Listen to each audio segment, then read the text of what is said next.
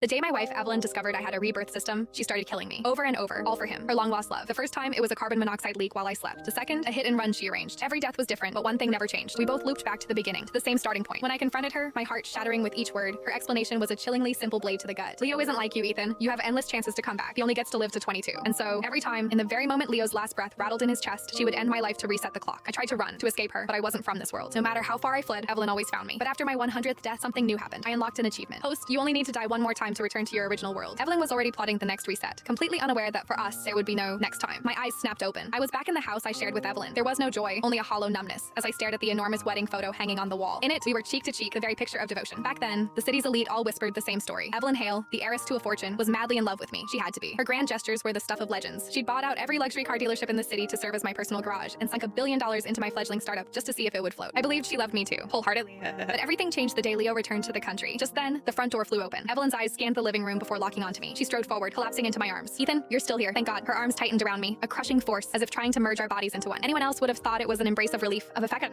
but I knew the truth. She was terrified of losing her chance to complete her list of 100 little things with Leo. Just as quickly, she pulled back, her hand gently tracing the brow bone above my eye. Her touch was a phantom of the last death. She dosed me with something powerfully addictive and locked me in the bedroom. The withdrawal was agony, and my only relief was smashing my head against the wall, again and again, until my skull fractured and my brain gave out. Of all the ways I had died, that was the most brutal, the most torturous. Ethan, can you just wait a little longer, please? She pleaded, her voice soft. There are only a few things left on the list. Once I finish them with Leo, I promise it will just be you and me. We can have a good life together. This was the promise I had once yearned for. Now her words were just ashes in my mouth, as if I subtly eased away from her touch. The housekeeper made dinner. Are you staying tonight? I asked, my voice flat. I already knew the answer. It was a token question. Evelyn seemed to sense my new distance. She knelt, taking my hands in hers, her eyes wide with a performer's sincerity. Ethan, was it too painful last time? I'm so sorry. Don't worry, she promised, her voice dropping to a conspiratorial whisper. This time I'll make it quick. I won't let you suffer for long. A bitter, silent laugh echoed in my soul. Did she even see me as a person anymore? Or was I just a machine? A reset button for her tragic love story. Seeing my lack of response, she opened her mouth to say more, but the shrill ring of her phone cut her off. It was Leo. She shot me an apologetic glance before stepping away to take the call. It was always the same. Any moment we had alone was inevitably shattered by him. I was used to it. Even from across the room, I could hear Leo's choked sobs through the phone. Evelyn's face melted with concern, her voice a low, soothing murmur as she comforted him. After hanging up, she turned to me. I can't stay for dinner. Something's come up with Leo. I have to go to him right now. I knew it was coming, but my heart still gave a painful lurch. I gave a curt, non-committal nod. I understand.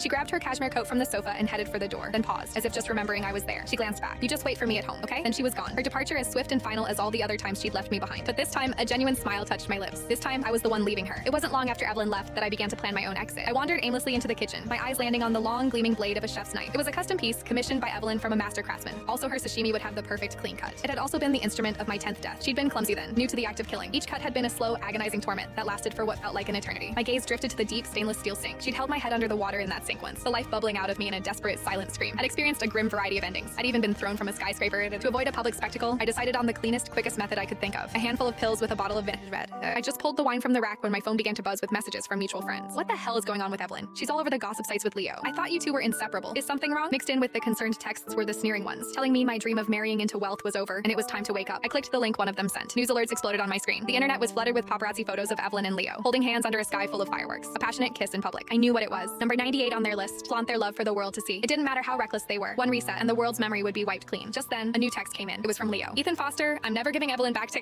It wasn't the first time he'd sent a message like this. After 100 loops, I had the words memorized. I could even picture the smug look on his face. Could anticipate what was coming next. Sure enough, 3 seconds later, an image appeared. It was their list. 100 little things. Scanning down, I saw that items 1 through 98 were crossed out in bold red ink. Number 99 was experience every position, and number 100 was have a child together. This was the first time I had ever seen the actual list. I stared at it, a brief shock giving way to a profound, chilling calm. In an earlier loop, after discovering the truth, I had begged her to show it to me. She'd refused, her eyes evasive, insisting they were just silly, unimportant things. Unimportant things. Every single one was an intimate act meant for lovers, for a husband and wife. A dry, humorless sound escaped my lips. I didn't reply. Leo's body wouldn't last long enough to see a child born, and besides, none of it mattered anymore. Soon, I would be free. With a newfound sense of purpose, I uncorked the wine and washed down half a bottle of pills. The effects were swift. My vision blurred. The room began to spin. My breath hitched, each gasp a desperate struggle for air. I collapsed to the floor, my consciousness fraying, drifting away like smoke. Through the haze, I heard frantic footsteps, the sound of the door crashing open. Ethan! A strong grip hauled me up, my body feeling as weightless as a kite in the wind. Evelyn's fingers dug into my arms, her voice laced with a raw, unfamiliar panic. Ethan! Ethan, wake up! Look at me! My scattered senses slowly reassembled. I managed to force my eyes open, meeting her gaze. Her eyes were wide, red-rimmed with a fear I'd never seen before. Are you insane? She shrieked. Trying to kill yourself in my house? Let me tell you something, she hissed, her face close to mine. Your life belongs to me. You don't get to die without my permission. A faint, tragic smile pulled at my lips. Evelyn rushed me to the hospital. I was so close to going home. But she mobilized the city's top medical teams, sparing no expense to drag me back from the brink. When I woke up, she was there. She gripped my face, forcing me to meet her eyes. Was this because of Leo? She demanded, her voice cold steel. Were you jealous? My lips were cracked, my throat raw. No, I rasped. My reaction seemed to catch her off guard. The hard lines of her face softened slightly. I know I've been distant, she murmured. I'll spend more time with you from now on, okay? She leaned in, her lips aiming for mine in a kiss devoid of any warmth or emotion. I turned my head, and the cold press of her mouth landed on my cheek instead. A humorless laugh escaped her. Don't you dare refuse me, Ethan. She pinned me against the headboard, her body caging mine. The cold metal bars of the hospital bed bit into my back. A flurry of desperate bruising kisses followed. She fumbled with the buttons of my hospital gown, tearing it open and exposing me to the cold air. I felt a wave of shame, of utter humiliation. Her hands explored downward, relentless. See? She whispered against my skin, her voice a hot breath. Your body doesn't lie. You still want me. She had always been so gentle in our intimacy, so careful not to push me. Now, it was a frantic, almost violent act of possession. I wasn't a lover, I was an object, a territory to be reclaimed. I closed my eyes, and the very last ember of affection I held for her was extinguished, washed away by a single, silent tear. Afterwards, she carelessly threw a blanket over my body, hiding the marks she'd left. She dressed with a detached air, the last traces of passion fading from her face, leaving it a cold, beautiful mass. I'm posting guards outside your door, she announced, her voice flat. You're staying here, and don't even think about trying to die again. Her idea of guards was a dozen stone-faced bodyguards stationed outside my room around the clock. They watched my every move. I couldn't even close the bathroom door. It wasn't a hospital stay, it was a prison sentence.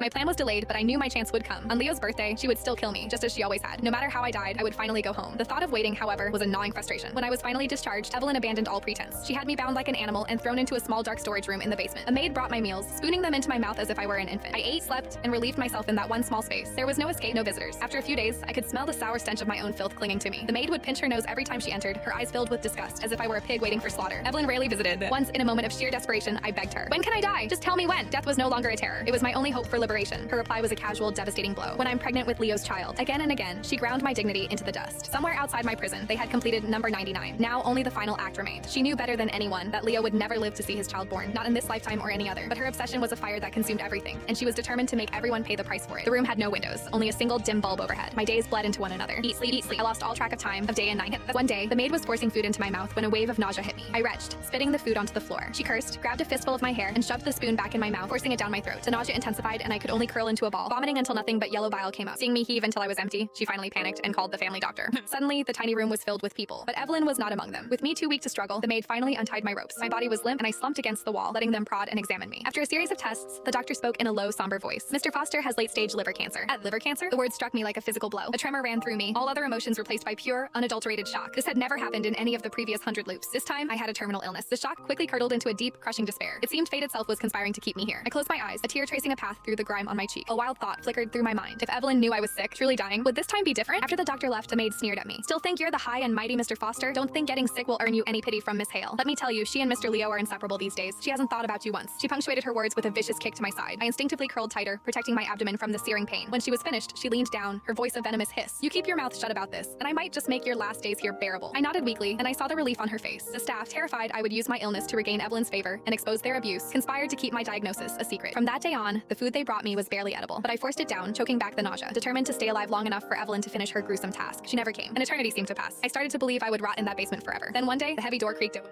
The sharp rhythmic click of high heels on concrete grew closer. It was Evelyn. I lifted my head, a flicker of desperate hope igniting in my chest. She took in my filthy, emaciated state, but her expression didn't so much as flicker. She walked over, and without a hint of disgust, helped me to my feet. What have you done to yourself? The maid standing by stammered, unable to form a coherent sentence. Before I could answer, she took my hand and led me out of the darkness. As we passed through the grand foyer, I saw a calendar. I had been in that room for a month. She led me to our bedroom and sat me down in front of a mirror, where she began to gently wash my face with a warm cloth. How about I give you a bath? She murmured, her voice unnervingly tender. And when you're clean, we'll have dinner together. Her gentleness was a ghost of a happier time, a cruel reminder of what we once had. I forced myself to remain cold, detached. Why are you doing this? Why are you suddenly being so nice to me? It was too much, too kind. She had to have a motive. Evelyn didn't seem bothered by my suspicion. Her voice remained a soft caress. It's our anniversary, Ethan. Did you forget our anniversary? For a moment, I was stunned. I had forgotten completely. In 100 lifetimes, we had never once celebrated it. She finished combing my tangled hair, her eyes meeting mine in the mirror, a look of deep affection on her face. It's okay. I remembered for both of us. After the bath, she dressed me in soft silk pajamas. We sat across from each other at the dining table. The scene so deceptively normal, it felt like a dream. She even carefully cut my steak into small, manageable pieces for me. I looked at her beautiful face, and despite everything, my resolve wavered. I was about to tell her about the cancer, about everything. Then, her eyes still lowered to her plate, she spoke, her voice calm and even. I'm pregnant. The words were a lightning strike, sending an icy chill down my spine. She continued, her tone conversational. When Leo found out, he was so happy he had a heart attack. He's in the ICU now. She looked up, her eyes meeting mine. His body is failing. He won't even make it to his birthday this time. So, her sentence hung in the air. With a slow, deliberate motion, she slid the steak knife she'd been using across the table until it rested in front of me. She picked up her napkin, dabbing delicately at her lips, and pronounced my death sentence. This time, I won't do it myself. You can do the honors. My vision blurred, my eyes stinging with tears. It was happening again. I couldn't remember which death it was, but I had died at this very table before. She had strangled the life out of me with her bare hand.